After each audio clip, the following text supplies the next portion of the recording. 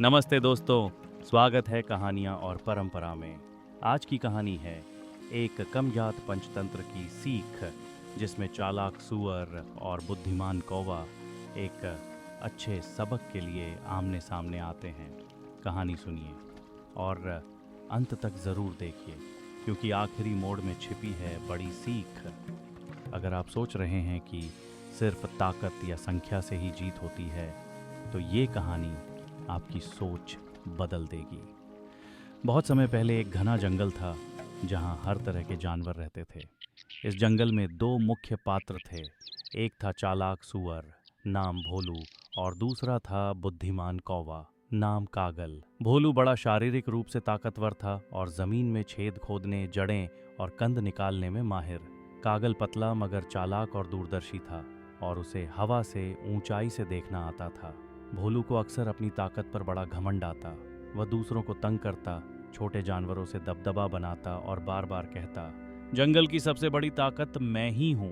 पर भोलू की एक बुरी आदत थी, वह अलग अलग जानवरों की चीजें जबरन ले लेता। भोलू गर्व से, देखो ये सब मेरी ताकत से है, जो चाहूं ले लेता हूँ। कई बार भोलू की यह हरकत जंगल में तनाव बढ़ा देती, पर कोई उसे सही तरह से रोक नहीं पाता था। कागल ऊंची पेड़ की डाल पर बैठकर सब देखता। वह जानता था कि ताकत से डराना स्थायी हल नहीं है। उसने सोचा, हिम्मत है पर समझ की कमी है, उसे सिखाना होगा। पर कागल हिंसा नहीं चाहता था। उसकी योजना थी चालाकी और समझ से भोलू को हरा देना। अगर मैं सीधे जोर आजमाऊंगा, भोलू मुझसे बड़े शरीर की वजह से डराएगा, पर अगर मैं उसकी ताकत का उसे ही शिकार बनाऊं, तो चीज बदलेगी। एक दिन भोलू ने जंगल के बीच बने पानी के छोटे तालाब के पास कई जानवरों की खाने की चीजें ले लीं और आवारा बिल्ली से एक छोटी मुर्गी का बच्चा भी छीन लिया। कागल ने यह देखा और उसे एक योजना सूझी। कागल मीठे स्वर में, अरे भोलू भैया, आपने तो कल से बहुत कुछ बदल दिया है, मगर सुनिए, तालाब के पास आज रात एक बड़ा खजाना है, जो केवल सच्चे जंगल के राजा को दिखेगा। भोलू उत्सुक और लालच में, खजाना? मुझे बता कहाँ, मैं ही उसे ले लूंगा। कागल ने भोलू की लालच को जगाया और उसे कुचल कर प्रयोग में लेने की ठानी। भोलू तालाब पर देर रात गया। कागल ने पेड़ की ऊंची डाली से एक नकली आवाज निकाली, जैसे दुरी पर और बड़े जानवरों की आवाजें हों। भोलू डर गया और झट से छिपने की जगह तलाशने लगा। भोलू पीछे हट गया और तालाब के पार एक पतली मिट्टी की धार पर जा पहुंचा। तभी वह करके फिसल गया और कीचड़ में फंस गया। कागल ने सुरक्षित दूरी से उसे देखा और बोला, ताकत से कुछ नहीं होता, समझ भी चाहिए। भोलू की स्थिति बदतर होती गई। उसे निकालने के लिए उसने खुद ही अपने पंजों से कड़ी मेहनत की, पर जितना जोर लगाया उतना ही डूबता गया। तब कागल ने मदद का प्रस्ताव रखा, पर शर्त पर। कागल ठंडी बुद्धिमत्ता से, मैं तुम्हें निकाल दूंगा, पर पहले तुम वादा करो कि तुम जंगल के छोटे जानवरों को परेशान नहीं करोगे और अपनी ताकत का सही इस्तेमाल करोगे। भोलू हठधर्मिता से हकलाते, मगर मैं वादा करूंगा, बस मुझे निकालो। कागल ने कुछ मजबूत पत्तों और किनारे के झाड़ियों को जोड़कर भोलू के लिए एक डोरी जैसा बनवाया और धीरे धीरे भोलू को खींचकर बाहर निकाला। भोलू थका हुआ और शर्मिंदा था। भोलू ने कागल से वादा किया, लेकिन वादा और असली बदलाव अलग होते हैं। कुछ दिनों बाद भोलू की परीक्षा आई। जंगल में सूखा पड़ा, खाने की कमी थी। भोलू ने फिर से सोचा कि ताकत से वह सब जुटा लेगा। वह फिर से कुछ छोटे छोटे प्राणियों का भोजन छीनने लगा। गिलहरी डरते स्वर में, भोलू भैया, कृपया मेरा अखरोट मत ले जाइए, वो मेरे बच्चे के लिए है। भोलू लालची, एक अखरोट क्या है गिलहरी, मैंने तुमसे बड़ा खतरा देखा तो मैं उसे छीन लूंगा। इस पूरे दृश्य को कागल दूर पेड़ की डाली से देखा, पर कागल ने अब सीधे टोका नहीं।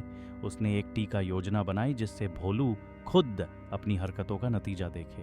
कागल ने जंगल भर के जानवरों को बुलाया और सभी से कहा कि वे मिलकर एक नकली वन न्याय दिखावा करें, जहां भोलू को उसकी हरकतों की कीमत चुकानी पड़े।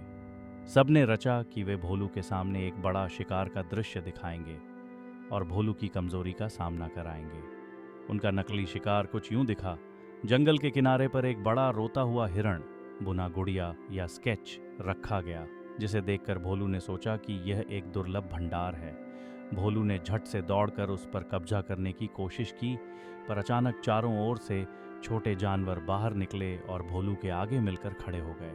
सब जानवर, भोलू, तुमने कई बार हमारे साथ गलत किया, आज तुमसे हिसाब मांगेंगे। भोलू पहले तिकड़मी फिर डरते हुए, नहीं, मैंने वादा किया था, मैं बदल जाऊंगा।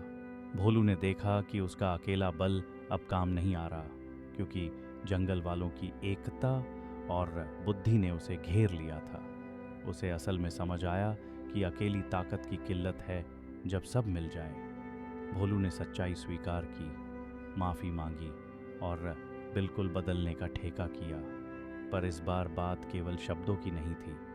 उसने छोटे जानवरों की मदद करनी शुरू की, अपने शारीरिक बल का इस्तेमाल सुरक्षा और खेती के लिए किया और कभी भी चुना हुआ ज़मीन किसी पर हावी न बनने दिया। कागल मुस्कुराते हुए, देखो भोलू, ताकत है तो अच्छी बात है, पर उसे दूसरों के सम्मान और भलाई के लिए लगाओ, वही सच्ची ताकत है। इस तरह भोलू बदल गया और जंगल में फिर शांति आई और कागल वह फिर भी पेड़ पर बैठकर दूर से सबका ध्यान रखता रहा, पर इस बार सब उसे सम्मान से देखते थे। दोस्तों, कहानी की सीख साफ है, शक्ति बिना बुद्धि और सहानुभूति के घमंड बन जाती है और बुद्धि बिना सहयोग के कमज़ोर पड़ जाती है। जब ताकत और समझ साथ मिलें तभी समाज सही चलता है। अगर आपको ये कहानी पसंद आई हो तो लाइक करें, शेयर करें और हमारे चैनल कहानियाँ और परंपरा को सब्सक्राइब कर लें, ताकि हम और भी पुरानी प्रेरक कहानियाँ लाते रहें। नीचे कमेंट में लिखिए आपकी पसंदीदा पंचतंत्र कहानी कौन सी है। मिलते हैं अगली कहानी में।